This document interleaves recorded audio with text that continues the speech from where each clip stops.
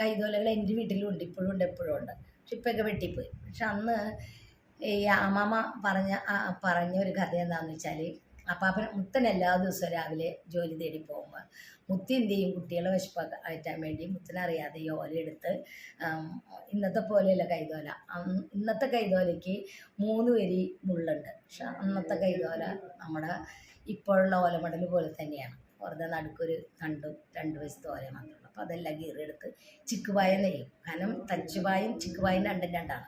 അപ്പോൾ തച്ചുപായ എന്ന് പറഞ്ഞാൽ കൊച്ചു പുളിയോട് നല്ല ഭംഗിയാലെ നെയ്യുന്നതാണ് തച്ചുപായ. അതിന് വേറൊരു പേരും ആശേരിമാരാണ് അത് നന്നായിട്ട് ചെയ്യണം. അതുകൊണ്ട് ആശേരിപ്പായ എന്നും അതിന് പറയുന്നത് സ്വാഭാവികമായിട്ട്. അപ്പോൾ ഈ തച്ചുപായ ഇതിങ്ങനെ ഭയങ്കര വീതിയിൽ നീളത്തിൽ ഒറ്റയടിക്ക് പെട്ടെന്ന് നെയ്യാൻ കഴിയും. അപ്പം അത് കീറിയെടുത്ത് നെയ്യും ഉണ്ട്. അത് അന്നൊക്കെയെന്ന് വെച്ചാൽ അപ്പം തന്നെ കടയിൽ കൊണ്ട് കൊടുക്കും. അന്ന് 5 പൈസ 3 പൈസ 10 പൈസയുടെയൊക്കെ കാലങ്ങൾ, ശർക്കരയ്ക്ക് 2 പൈസ കാലഘട്ടത്തിലാണ്. വാങ്ങിച്ചുകൊണ്ടുവന്ന് കുട്ടികൾക്ക് ചായയൊക്കെ കൊടുത്ത് ഭക്ഷണമൊക്കെ കഴിച്ച് സ്വസ്ഥമായിട്ട് ഉറങ്ങും കുട്ടികൾ.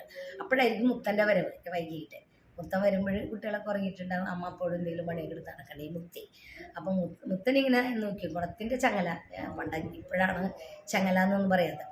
പണ്ട് നമ്മൾ പറഞ്ഞിരുന്നത് കുളത്തിൻ്റെ ചങ്ങല, അതായത് കുളത്തിന് ചുറ്റുമുള്ള പ്രദേശത്ത് കുളത്തിൻ്റെ ചങ്ങല എന്നതിനെ പറയാം, അല്ലെങ്കിൽ കുളത്തിൻ്റെ വരമ്പ് എന്നാണ് അതിനെ പറയുക. അപ്പം അതിങ്ങനെ വലിയ കുളമുണ്ട്. ആ കുളത്തിൻ്റെ കൈതോലയുടെ കാലിങ്ങനെ കുളത്തിലേക്ക് ഇങ്ങനെ ഊന്നി നിൽക്കും, ഊന്നുപടി പോലെ നിന്നിട്ട് കൈത് ഇങ്ങനെ വയ്ക്കും. പൂത്തൊക്കെ നിൽക്കുമ്പോൾ നല്ല മണമാണ്. ഒരു പ്രദേശത്തിൻ്റെ അറ്റം മുഴുവൻ മണം ഉണ്ടാവും.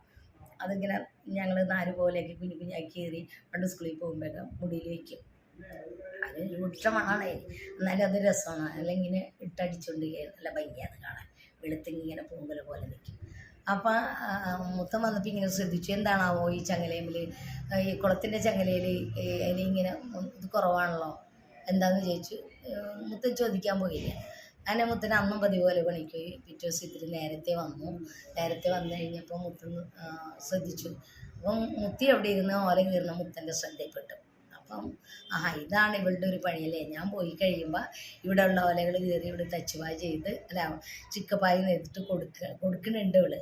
അപ്പം ഈ ഒരു കളവാണല്ലോ ഇവള് കാണിക്കണം. അപ്പം ഇങ്ങനെ അതിവേഗത്തിൽ ഇത് ചെയ്യാൻ കഴിയുന്നത്, ഇതിന് മുള്ളൊന്നും ഇല്ലല്ലോ, പെട്ടെന്ന് ചെയ്തിട്ടു. അപ്പോൾ ഈ മുത്തൻ ഇങ്ങനെ പറഞ്ഞു, ഇനി എൻ്റെ അന്നൊക്കെ എന്ന് വെച്ചാൽ ഇന്നത്തെ പോലെ ദേവീയമ്പലത്തിലും കൃഷ്ണാമ്പലത്തിലും ഒന്നും തൊഴുന്ന ഒരു രീതിയിലല്ല.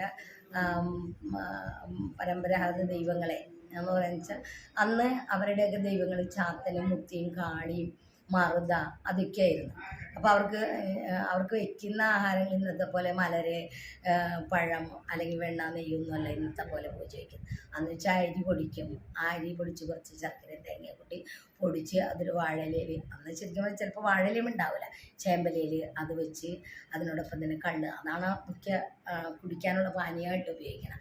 അത് ചെത്തുകളിൽ നല്ല മധുരമുള്ള കള്ളം കിട്ടും. എല്ലാ സ്ത്രീകളും പുരുഷന്മാരും കുട്ടികളും ഒക്കെ അതൊന്ന് കഴിക്കും. അതിനൊരു വിഷം എന്നുള്ളൊരു സാധനമില്ല. അപ്പോൾ കള്ളും വെച്ചിട്ടാണ് ആ പൂജ. അപ്പോൾ പക്ഷേ ഇന്നതൊന്നുമില്ല നമുക്ക്.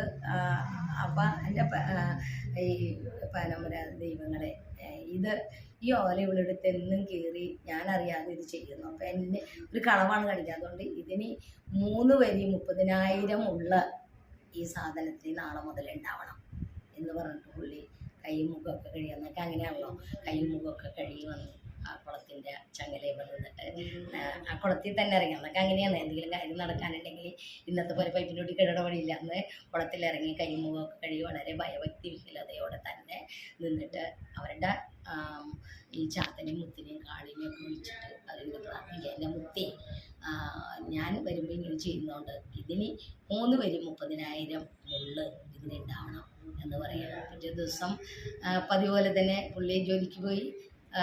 പുള്ളിക്കാരത്തി ഒന്നും അറിയുന്നില്ല, മുത്തി ഇതിനെ കുറിച്ചൊന്നും അറിയുന്നില്ല. കാരണം അപ്പം മുത്തി എന്ത് ചെയ്തെന്ന് വെച്ചാൽ പിറ്റേ ദിവസം പതിവ് പോലെ ഒരുപാട് എടുത്ത് കൊണ്ടുവന്നു കൈതോലയുടെ മുമ്പിൽ വെച്ചു. അരിയാൻ നേരത്ത് നോക്കുമ്പോൾ എല്ലാത്തിനും ഇങ്ങനെ മുള്ളാണ്. മുത്തി വിചാരിച്ചു ഇനിയിപ്പോൾ എന്താ ചെയ്യണം, ഒന്നും ചെയ്യാൻ കഴിയില്ല. കാരണം എവിടെ മുട്ടിയാലും മുള്ളാണ്. കാരണം ഇങ്ങനെ പിടിച്ചാലും വട്ടം പിടിച്ചാലും നീളം പിടിച്ചാലും മുള്ളാണ്. അപ്പം മുത്തി ആ ശ്രമം ഉപേക്ഷിച്ച് അന്ന് മുതൽ മുത്തി അതിൽ നിന്ന് പിൻവാങ്ങി എന്നാണ് അമ്മാമ്മ ഞങ്ങളോട് പറഞ്ഞു തന്നൊരു പഴയ കാലം.